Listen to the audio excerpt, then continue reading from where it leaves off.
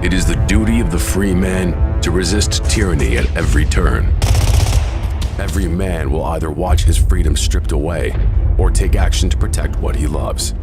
Introducing the A3, the newest revolutionary body armor from Armored Republic. The A3 is the new standard for lightweight multi-hit body armor.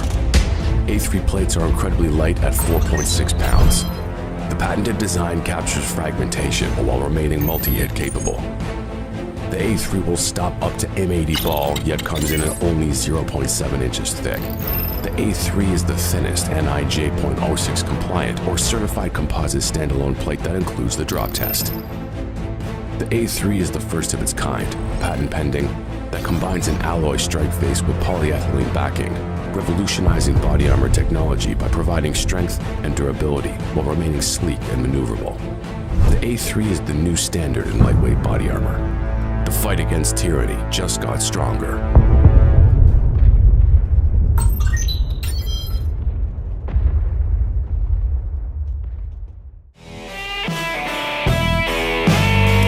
Hey y'all, welcome to Cross Politic on the Fight Laugh Feast Network. This is one of those shows where you might have missed some of this in the news.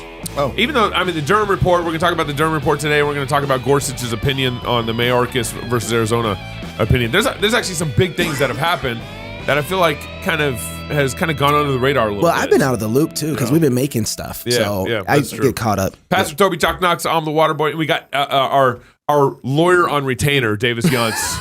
We must pay him in Oreos.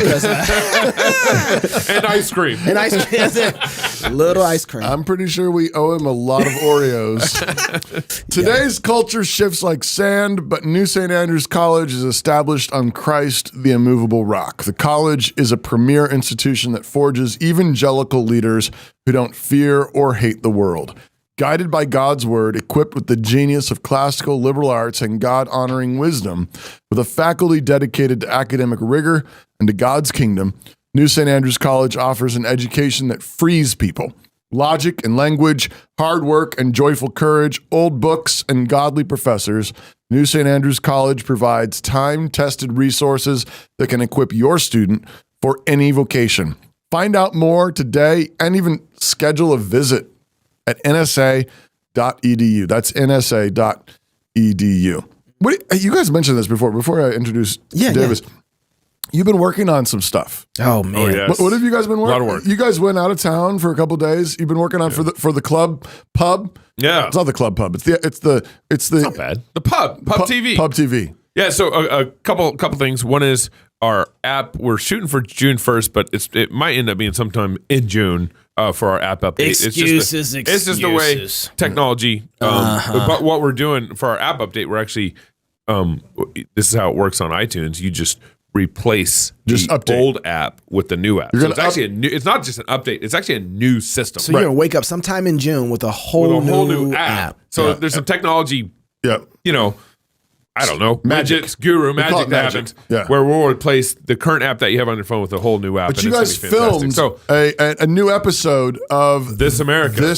Yeah. So we were at Maddox Transformers, really great facilities in Battleground, Washington. Love what they're doing out there. C.R. Wiley's the pastor of the church out there. Yeah. Camden Spiller's the CEO, and we filmed a really cool episode of This America, and we're going to be we got another 3 or 4 slated, hopefully before July. I got to give a little bit of preview of this. And then we're getting into a cooking show. Okay, yeah, that's that too. Which is the title of our cooking show is Soulcraft with Food. Soulcraft with Food. Yeah. Isn't that good? Okay, I got to talk about Maddox real quick though. Okay. So we're out there. And they get these transformers that are all beat up and rusted through and not really good for anything else anymore. And they take them. These big transformers. There's big transformers. They pick them. They open them up and they gut them. Yep. Right? They rebuild everything. They paint them. They put the guts back in all new, and then they pour oil inside of it because that's how it works and runs with oil. With oil. And mineral oil. I mean, y'all, I'm telling you, it's like straight gospel. Yeah. The spirit comes in. Taking the heart out. Taking that heart, put the spirit back in it. Put the heart of Jesus. Goodness, man. Let me baptize tell you that thing. Anoint it with oil. I was watching this whole thing come together. I was like, man, God, you just have the gospel and everything in the world. It's just telling us a story. Electronic it's so good, transformers. Man. Oh, yeah. Man, can't wait to show that. Yeah, man, I'm looking forward to seeing mean it. We're grateful to have with us attorney Davis Younts. He's a former military officer providing legal guidance and expert criminal defense to military members, in particular federal law enforcement and other patriots. He's a former prosecutor, JAG lawyer, #1 rated defense counsel in the Air Force. Runs a focused legal practice helping Americans preserve their religious freedom, equal protection under the law, and basic constitutional rights in criminal and administrative proceedings. Attorney Davis Younts, welcome back to Cross Politic.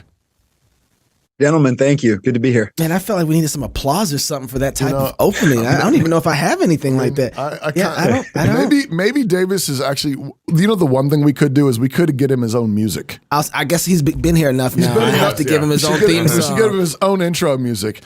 Davis, recently the Supreme Court handed down the Arizona versus Mayorkas decision. And first of all, we need you to explain to us what that was about. But the thing that we particularly were interested in talking to you about was Neil Gorsuch wrote the majority opinion, and apparently he leveled both barrels at our COVID tyranny. Can you?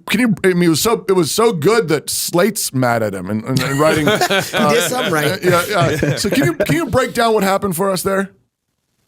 Yeah, so we'll start with the decision. This all relates to something called Title 42. This was a Trump administration policy put out during COVID that said, hey, there is a way to use the COVID emergency to keep in the country. So those who were coming across illegally be out of the country, as well as legal immigrants, could be kept out of the country during COVID. They used this Title 42 emergency procedure.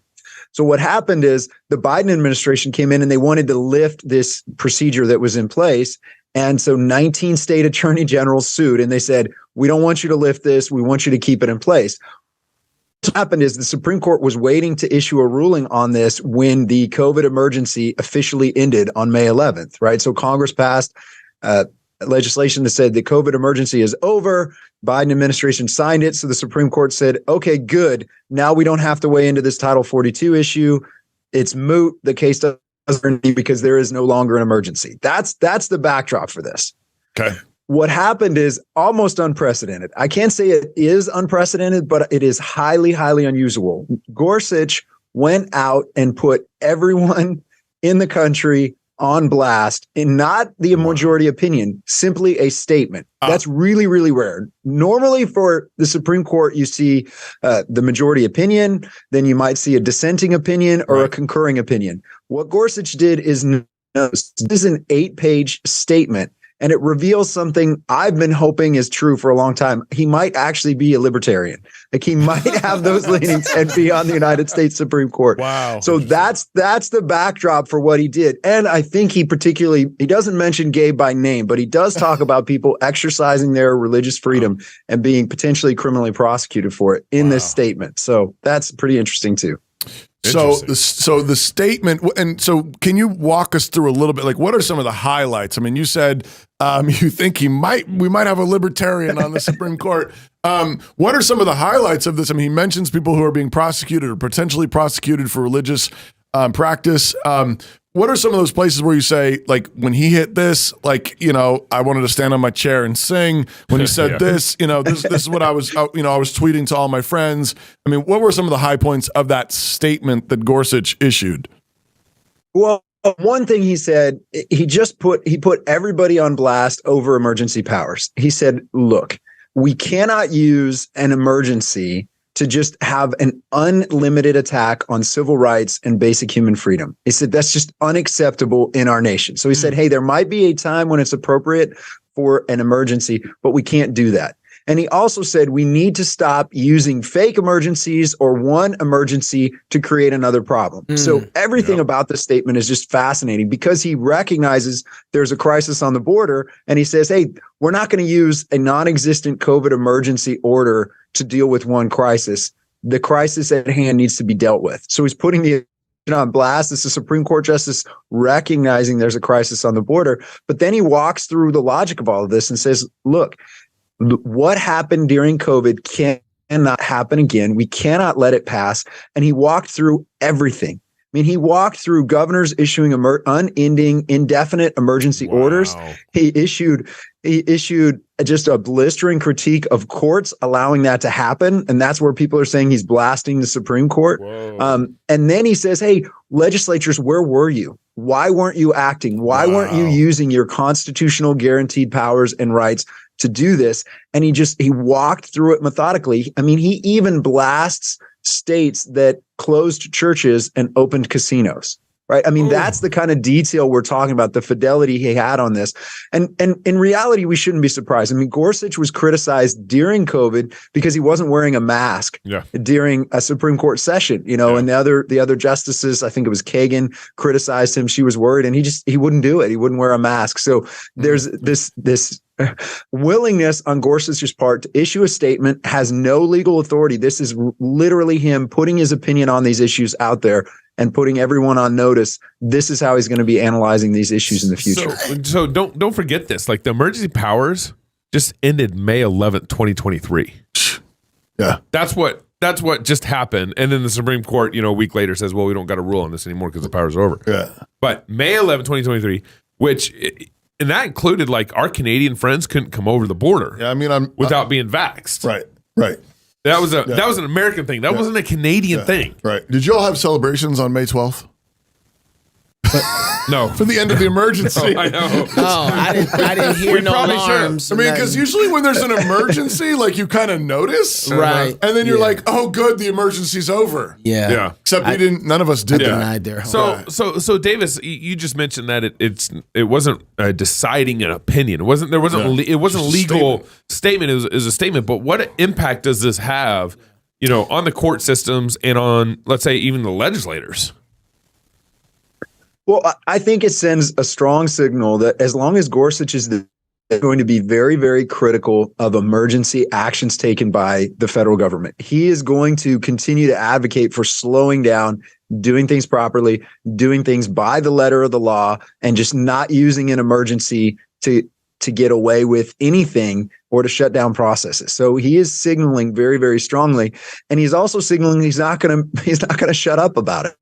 I mean, again, I can't emphasize how unusual this is. He is issuing a statement that is literally laying out his opinion for the future, not that has any legal binding. He's just criticizing what we did, the way we did it. I mean, he talks about the military. He talks about the threat of discharge and court-martial of the military in an emergency, and just frames it in such a way that, how could we have been that foolish? How could we do this?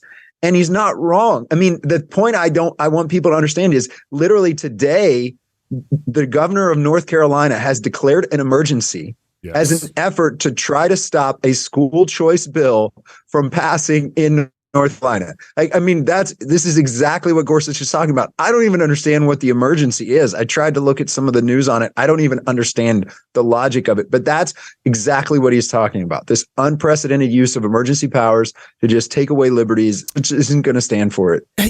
Davis, clearly, this is interesting because you're right. It is unprecedented, but I guess if you have both sides running to emergency powers to try and use that, because part of the whole, and Trump ran, but that's the whole point of this whole, that's exactly. Yeah. And so they're using it. And then you have states saying, hey, you know what? We want to still try and use this emergency power because we're not dealing with, the run of the border. And so if we keep this intact, it might give us a chance. So everybody's using it one way or another. This isn't like, good for conservatives. No, conservatives are using it in the same way that liberals are, just to try and get things done because we're having a problem with our legislators. I'm guessing that's where it's ending up at. But what do you expect? What do you expect now will be the play? If you're not going to get a chance to use emergency powers, is this going to make everybody going back to playing the game normal? I mean, hopefully it does, and hopefully it slows things down. I mean, that's a sign that Gorsuch writes, talks about the people, the authority of the people, and really is saying, hey, look, over time, the wisdom of the people to be better at making these decisions. Now, I'm not going to agree with him theologically on all of this, but he really is a constitutional scholar. That's really what he's going back to. So as long as he sits on the Supreme Court, he's kind of so that he is going to call balls and strikes based on the law and the Constitution, and he's not going to get caught up in this. And it's unfortunate. I mean, we're dealing, again, huge crisis at the border. I understand all of these states' attorney general trying to do anything to slow down an invasion at the southern border and deal with this. But Gorsuch is saying, hey, we shouldn't be using one emergency to deal with another emergency. We should actually be honest and deal with the issues at our hand, deal with issues straight on, and not use, neither side should be using lies or subterfuge to get the point across. So Gorsuch said, in his opinion, he said this is probably one of the greatest intrusions on our civil liberties in the history of the United States. Slate responds and says, hey, Gorsuch doesn't know his history about slavery and Jim Crow laws. What's your response to that equivocation? We were this close. Whenever you lock people in their own houses and tell them they can't come out, you this close. Yeah, exactly. You understand what I'm talking about? Exactly. I'm sorry, Davis. He asked you, not me. He asked you. No, I mean, I agree when you look at lockdowns, but look, I mean, walk through everything that happened. I mean, Gabe, look what you were arrested for, right? You were arrested because it was an emergency. I'm not even sure we still know why you were arrested, right? Like the real reason. It was a moving justification. But that was the thing. I mean, remember, we're sitting in our houses afraid to leave our houses. In Pennsylvania, we were afraid to go out. And we literally, they were arresting in this area, arresting people, pulling people over for leaving their homes. Wow. And so I have a hard time disagreeing with him when we talk about people losing their jobs. And again, he goes into detail. He's like, we're shutting down churches. People are getting arrested for public displays, otherwise legal public displays of their faith. And we're going to throw military members in military prison because of their religious faith, because they're taking a stand against this when it's unlawful. I mean, he lays it out, he addresses the issues, and he gives specific examples. So hopefully that's instructive. Hopefully it carries weight. Was Gorsuch, did he do a mistake here? Like, does this kind of ruin like his ethos or some of his authority as a Supreme Court by releasing a statement like this?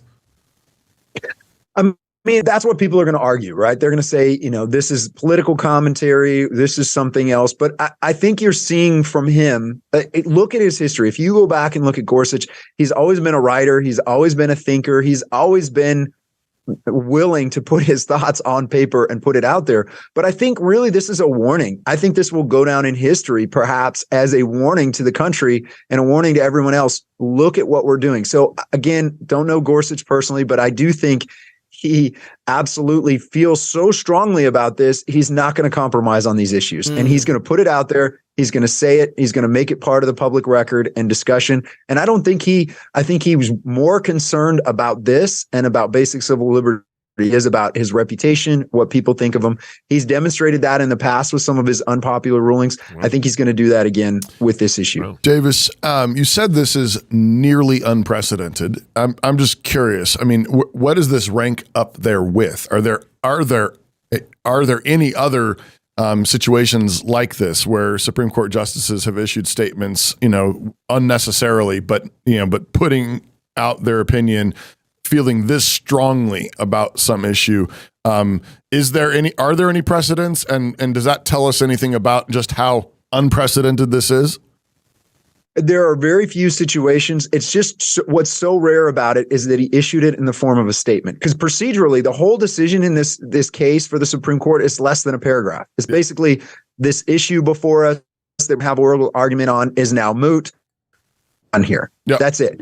And then, there was a very, Justice Brown did a very, very short, I dissent for reasons I've already talked about before. And then he does this statement. So again, legally, normally we're used to justices dissenting, and we've seen scathing opinions in dissenting opinions. We've even seen scathing language in concurring opinions from Justice Thomas. Yep. But to just issue a statement to outline these issues, it's very, very rare. And it only comes from someone who is just, absolutely, it's couched in language. He's a very articulate writer. He's a very thoughtful writer. He's trying to make it intellectual, but this is a scathing rebuke of what happened and the infringement on civil rights and just the inaction by so many political leaders. So can we get into the Durham report? You guys, anything else about? I was going to say, speaking of having our civil liberties taken away by a corrupt government. Exactly. Oh, here we go. All right. Exactly.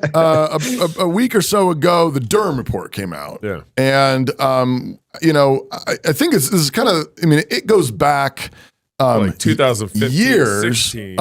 Kind of recounting and trying to figure out who knew what when, with all the Russian collusion accusations, the impeachment of President Trump, the dossier files, all these things.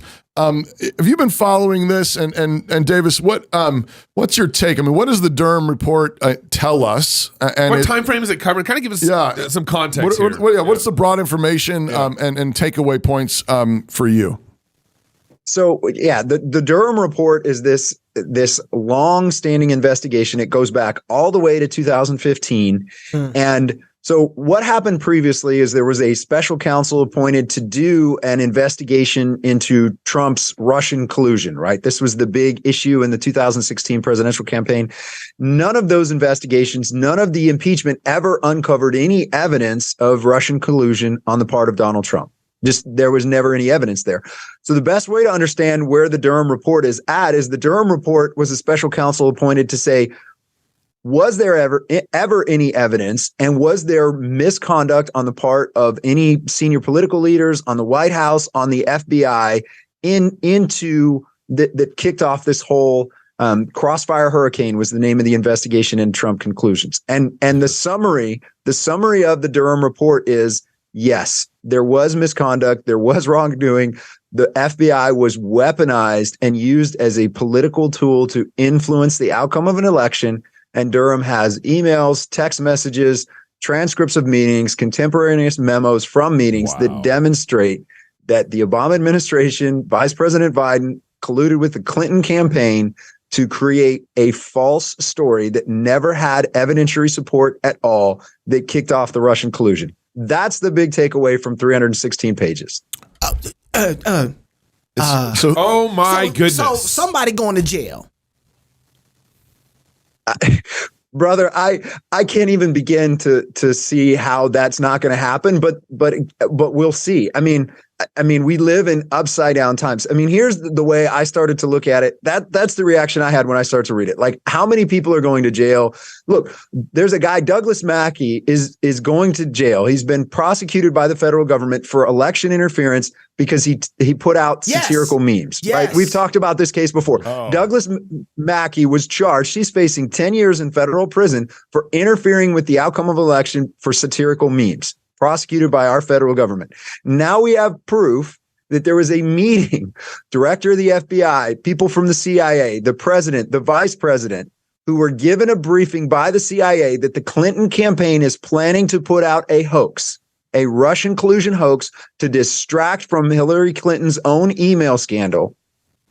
And within days, almost immediately, with no evidence to support it, that's what the Durham report says. There's never any credible evidence. The FBI opens up an investigation during the election and then leaks information to the press. So there's a lot more details to go into. That's the big picture. But what occurred to me this morning, and I was just kind of laughing as I was thinking about it, is, look, the FBI, what is the name of the headquarters building? What's the name on the headquarters building for the FBI?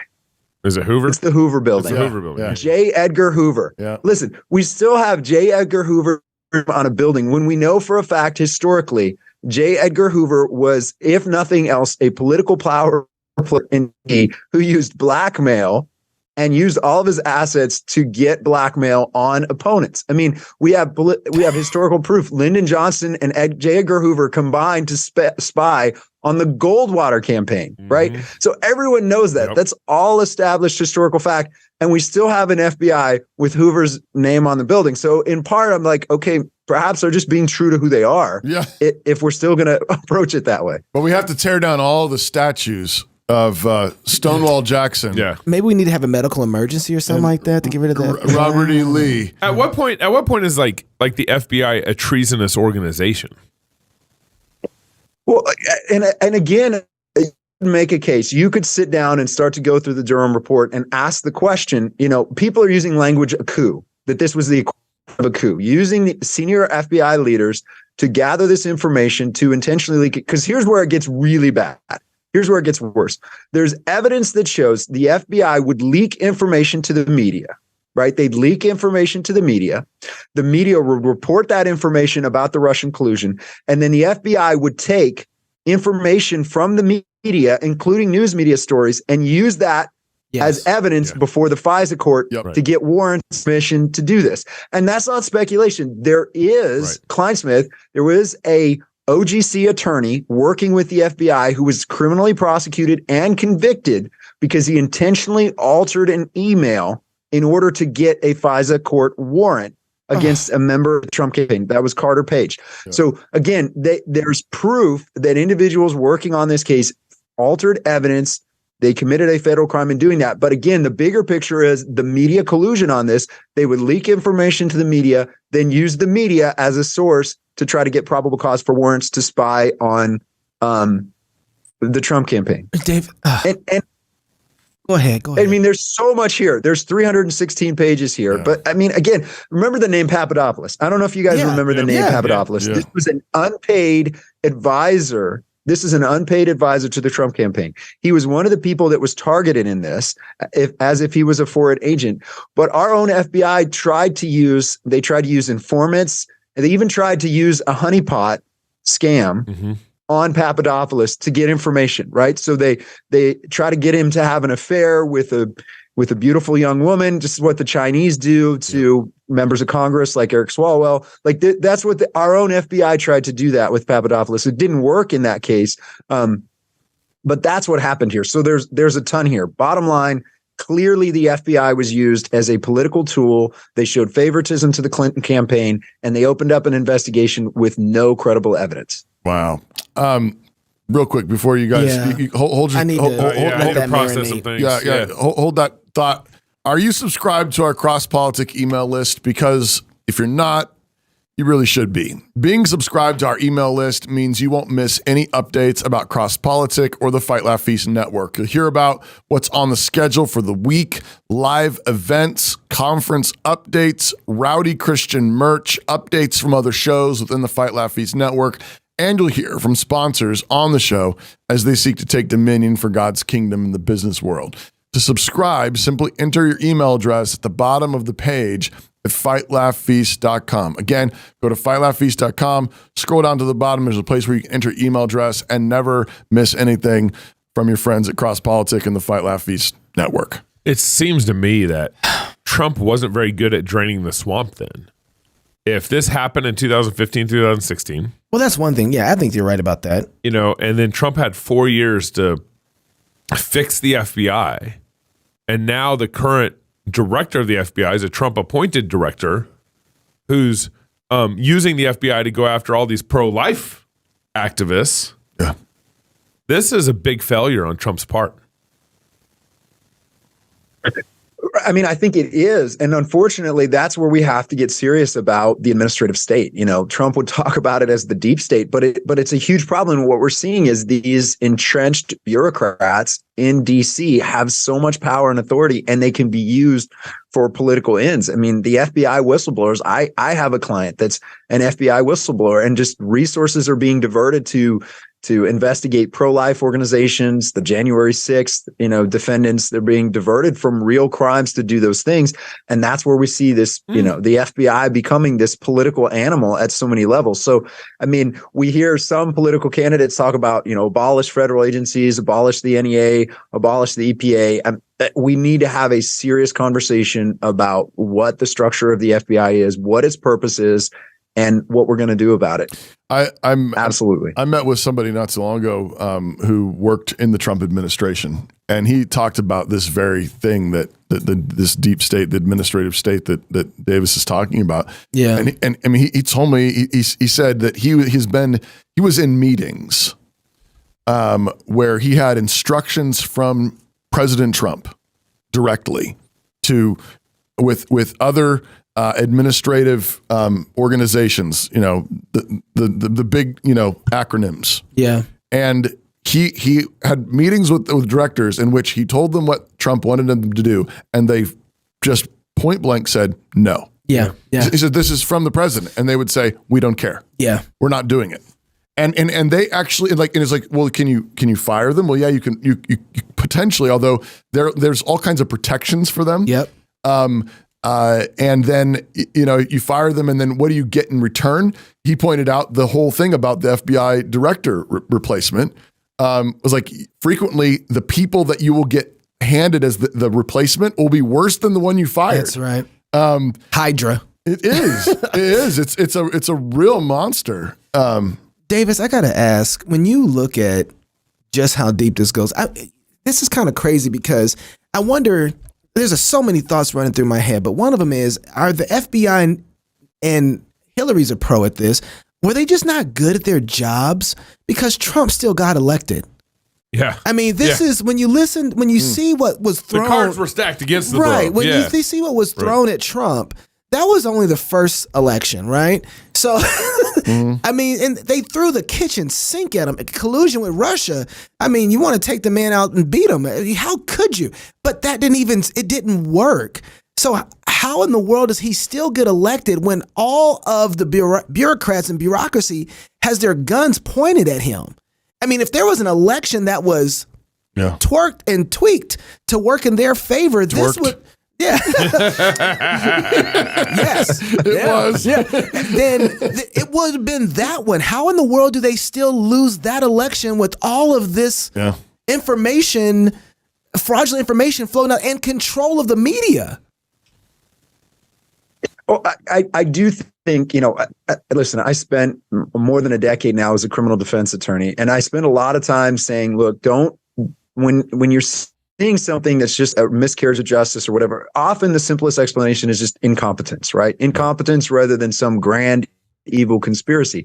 I think the issue, if we were to try to look for an explanation of how this happened with the FBI, I truly believe all of these senior leaders in the FBI never expected Trump to have a chance of winning the election. I think they just underestimated him. So I think they were willing to do the bidding of the Clinton campaign because it was in their political interest, right? In the future, how are we going to oppress the new president? So I really don't think anyone in the establishment really thought Trump would win. I just don't think they ever gave him a chance. And I think that's what happened, I think, in 2016. I think this was more than it was. Sure, they were attacking Trump. They were going after Trump. But I just think that the DC establishment assumed Clinton was going to win, that it was going to be a landslide. And so they were more... And I think many were just simply jockeying for position or for promotion within the DC establishment. So then they didn't underestimate it. They didn't underestimate Trump. They underestimated the American people. Absolutely. That's right. And so now this is starting to make, so the guns are really now pointed towards us. And so, this is interesting. So now the pro-life stuff, all that makes a lot more sense. They're changing their strategy. How do you, when you see this kind of wickedness, how do you fight back against it? Because this is a long haul. I wonder if we're going to have to mull around the desert until a generation dies off and we have to fill this with godly people again. How do we fight back against this from your perspective?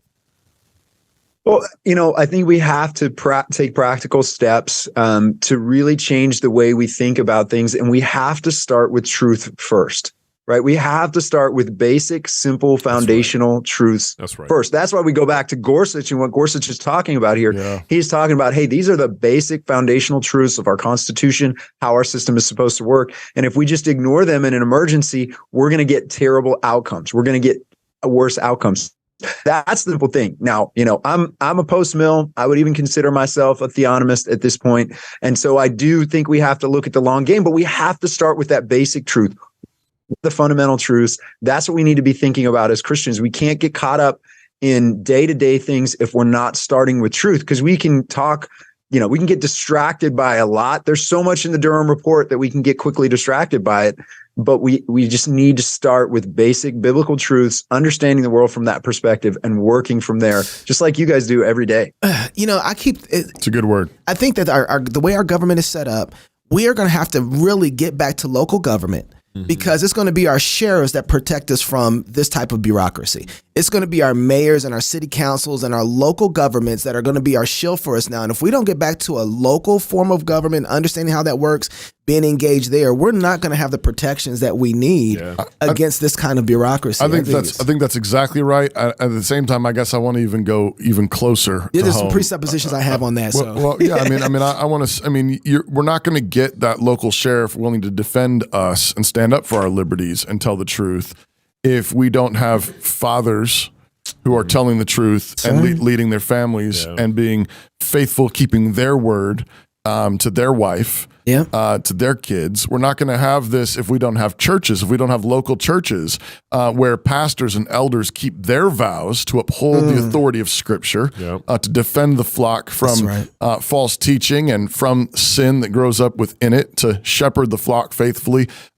It begins there. It begins in the families and then the churches, and it's in that context that you're going to have faithful men who hate covetousness, who cannot be bribed, who cannot be bought off with flattery or anything else, and who are willing to stand for the truth because their hearts are clean and because they love their people. But we have to have those things all together. We need that kind of all those governments working together, reinforcing one another, defending one another, standing up for one another. We've got to have them firing on all cylinders, and that's the only way that's going to work. Davis, what's your website or a place that people can keep in contact with you and what you're doing?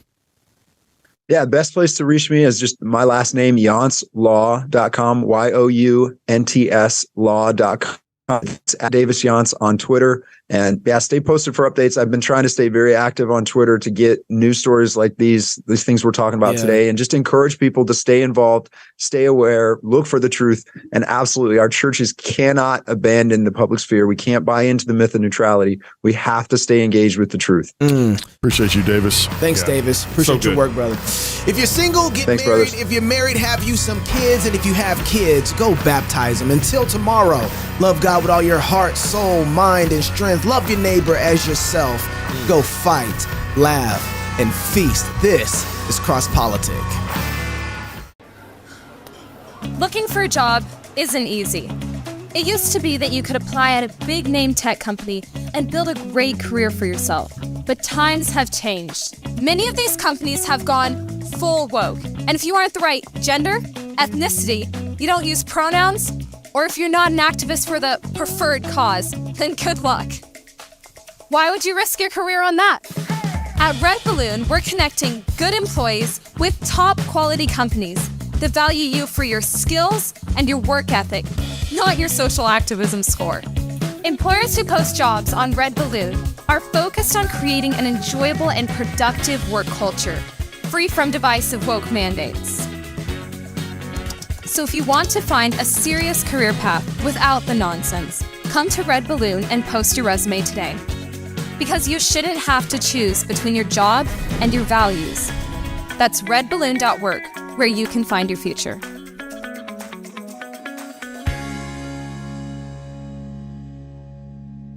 The Word of God is living and active, sharper than any two-edged sword, piercing to the division of soul and of spirit, of joints and marrow.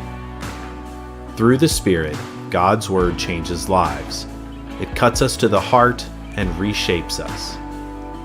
As you strive to read and study Scripture, having a good set of tools can help. From setting reminders for a great reading plan, to word studies and commentaries that shed light on difficult passages, to listening on the go, the Olive Tree Bible app can help you dig into the Word wherever you are. Olive Tree Bible app. Read, study, listen, anywhere.